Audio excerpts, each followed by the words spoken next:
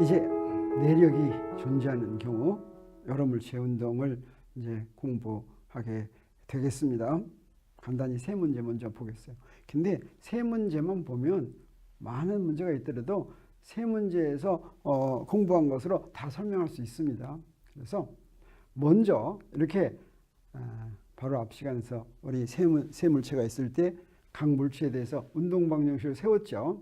그랬을 때 이 운동방정식들을 그냥 다 더해버립니다. 그냥 더해버리면 어떻게 되느냐. 좌변 다 더하고 우변을 다 더하겠어요. 그러면 우리가 무엇이 골치라고 그랬습니까? 내력이 골치라고 그랬죠. 근데 자, 이 다 더할 때 내력 중에서 요거 두 개 F12하고 F21은 어떻습니까? 작용 반작용이니까 합하면 0 되죠. 그 다음에 F 여기 13하고 F 여기 31도 어떻습니까? 합하면 0 되죠. 그 다음에 F23하고 F32도 합하면 0 되죠. 이렇게 여러 물체가 있을 때 내력이 작용한다면 이 내력을 다 더하면 무조건 0이 되게 돼 있습니다. 내력의 합은 0이다 라고 항상 얘기할 수가 있습니다. 그래서 내력의 합은 0이다라고 하는 걸 우리 알고 세 방정식을 다 더하면 어떻게 될 거냐면 좌변을 다 더하면 뭐만 남겠어요? 외력의 합만 남겠습니다. 그 다음에 우변을 다 더하면 어떻게 되겠습니까? 우변을 다 더하면 우리 질량을 안으로 집어넣었어요. 그랬더니 dt제곱분의 d제곱이 나오고 여기 이렇게 나왔죠. 그래서 여기 좌변이 외력의 합 이렇게 쓰면 되는데 우변은 이걸 갖다가 새로운 물리량을 정의하려고 합니다. 여기서 바로 질량 중심을 정의하게 되는데 요 놈을 여기 있는 요 가운데 있는 요걸 어떻게 표시하냐면 이놈을 이렇게 표시하겠어요. 이거를 요거 m은 총질량입니다. 총질량에다가 어떤 위치 벡터를 곱했더니 여기에 들어가는 놈과 같아진다 이렇게 하겠어요. 그래서 이때 총질량은 질량을 다 더한 게 이렇게 총질량입니다. 그러면 이렇게 하면 그랬을 때 이렇게 한 요 RCM이 바로 질량 중심입니다. 그러면 총 질량은 만약에 N개의 물체가 있다면 I에서부터 N까지 전부 다 MI를 더한 게 되겠죠. 이때 질량 중심은 어떻게 정의가 되냐면 우리 여기에 써 있는 거 그렇죠? M1 R1 더하기 M2 R2 더하기 M3 R3를 총 질량으로 나누는 것입니다. 이걸 갖다가 여러 물체가 있으면 어떻게 해요? M분의 1 총 질량분의 1 하고서 MI RI 한 걸 다 더한 거 이거를 총질량으로 나눈 것을 질량 중심이라고 정의합니다.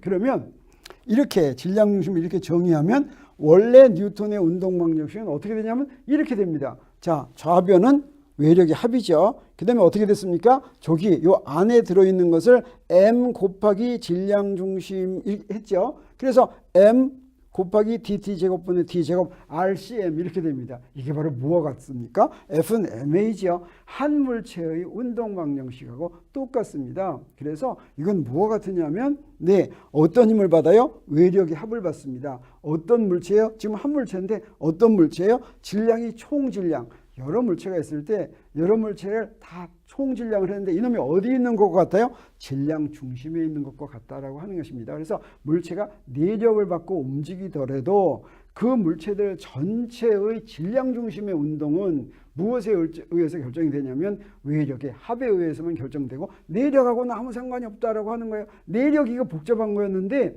내력은 다 더해버리면 없어지더라고 하는 것입니다. 그래서 질량 중심을 정의하면 아주 편합니다. 그러면 우리 뭘 알 수가 있냐면 여기 불꽃놀이라는데 불꽃이 중간에 턱 터뜨렸어요. 만약에 안 터진다고 한다면 이건 어떻겠습니까? 불꽃의 화약이 중력받고 포물선 그리면서 떨어지겠죠. 근데 터졌으면 어떻게 했냐? 터졌으면 이때는 질량 중심이 이동하는데 전체적으로 불꽃이 아래로 이동합니다. 이것처럼 불꽃이 착 움직이는데 그 질량 중심은 마치 안 터졌을 때와 똑같이 총 질량이 질량 중심에 모여 있는 것처럼 그렇게 운동을 한다라고 하는 것입니다.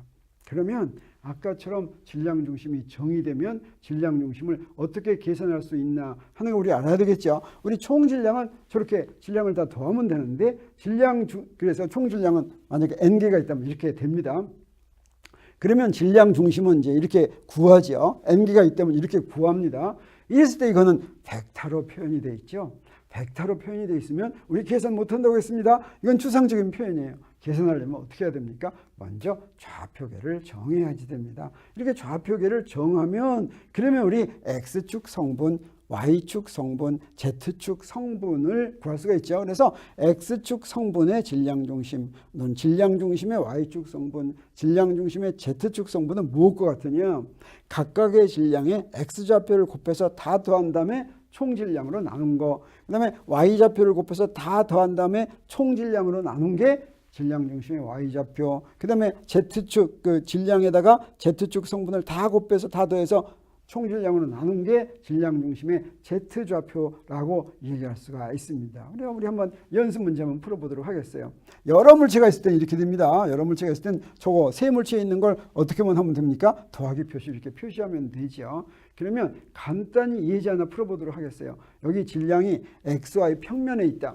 XY 평면에 있으면 Z좌표는 전부 0이죠. 그러면 질량중심의 Z좌표도 0이 되겠어요. 그러면 질량중심의 X좌표와 Y좌표가 어떻게 되냐. 자, 어디에 질량이 있냐면, 자, 여기 하나 있고, 1, 1에 하나 있고, 그 다음에 뭐예요?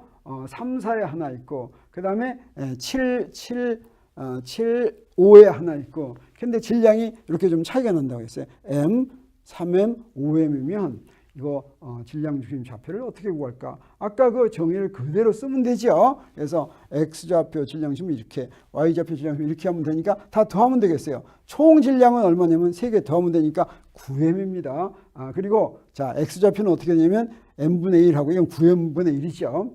그 다음에 X좌표는 첫 번째 건 1이고 두 번째 건 3이고 세 번째 건 7이죠. 그래서 1 곱하기 3 곱하기 7하고 질량을 다 곱했습니다. 그래서 계산했더니 얼마 나왔습니까? 계산했더니 5가 딱 나왔습니다. Y좌표도 마찬가지입니다. N분의 1 한 다음에 질량에다 Y좌표 곱하는데 Y좌표는 뭡니까? 첫 번째 건 1이고 두 번째 건 4고 세 번째 건 또 1이죠. 그래서 1 곱하기 4 곱하기 1 해서 각각의 질량을 곱한 다음에 다 더해서 9M으로 나눴습니다. 그랬더니 얼마가 나왔어요? 2가 나왔죠. 그래서 이거 어디에 있는 겁니까? 네, 여기. 그래서 질량 중심은 질량이 큰 쪽으로 좀 치우쳐 있다라고 하는 것을 우리 알겠습니다. 근데 이렇게 질량이 이렇게 질점으로 분포되어 있는 경우도 있지만 어떤 경우도 있냐면 질량이 연속적으로 분포된 경우도 있습니다. 그래서 연속적인 분포가 되어 있을 때는 우리 무엇으로 표현하냐면 밀도로 표현합니다. 그래서 질량이 균일하게 분포되어 있을 때도 있고 균일하지 않게 분포되어 있을 때도 있는데 질량이 선에만 분포되어 있는 경우, 면에만 분포되어 있는 경우, 부피 전체에 분포되어 있는 경우 밀도를 따로따로 계산합니다. 그래서 선에만 분포되어 있는 경우를 선밀도라고 하는데 그것은 전체 질량을 전체 길이로 나누는 것입니다. 이게 단위 길이당 질량 이렇게 되겠어요. 근데 선을 따라서 질량이 막 다르면 dx라고 하는 조그만 부분의 질량을 dm이라고 할 때 그 dm을 dx로 나눈 게 그 부분의 선밀도가 되겠어요. 이 선밀도는 x에 따라서 변하는 게 됩니다. 그러면 그 조그만 부분의 질량은 어떻게 구하면 되냐면 그 부분의 선밀도에다가 dx를 곱하면 그러면 그 부분의 질량을 구할 수 있습니다. 똑같은 방법으로 면밀도는 시그마라는 글자로 표시하는데 넓이분의 질량. 이게 막 변할 때는 작은 넓이분의 작은 질량 이렇게 하면 되겠어요.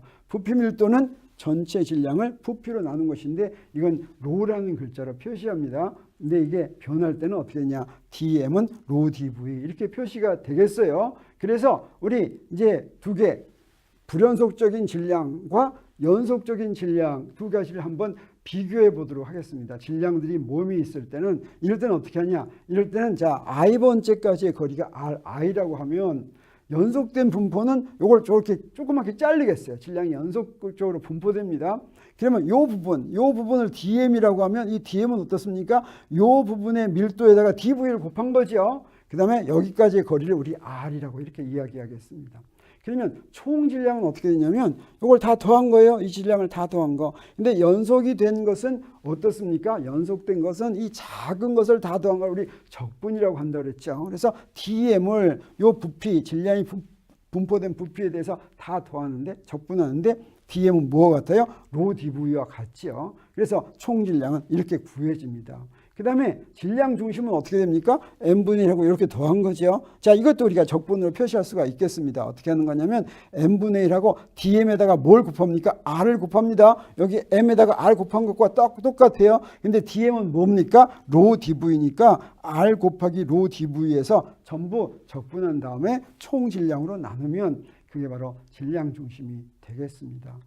그래서 우리 연속적으로 분포된 질량의 질량 중심은 어떻게 계산을 해야 되냐면 아까 그건 벡터식으로 표현되어 있었죠. 그래서 연속적으로 이렇게 분포되어 있다면 우리 구하는데 이렇게 표현이 됐는데 요거 가지고는 계산이 안 되죠. 뭐 해야지 됐습니까? 좌표계를 정해야지 됐습니다. 좌표계를 정한 다음에 각각의 성분은 이렇게 자 여기다가 x를 곱해 dm에다 x를 곱해서 적분하면 x의 질량 중심 좌표, dm에다가 y를 곱해서 적분하면 y 좌표 질량 중심에 그 다음에 z를 곱하면 질량 중심의 z 좌표가 되는 것을 알았죠. 그래서 우리 간단한 예제 하나만 풀어보도록 하겠습니다. 막대기가 있는데 이 막대기가 밀도가 바뀐다고 하겠어요. 그래서 여기 이렇게 막대기가 있는데 막대기의 밀도가 점점 커집니다. 어떻게 커져요? 람다 제로. 이건 상수입니다.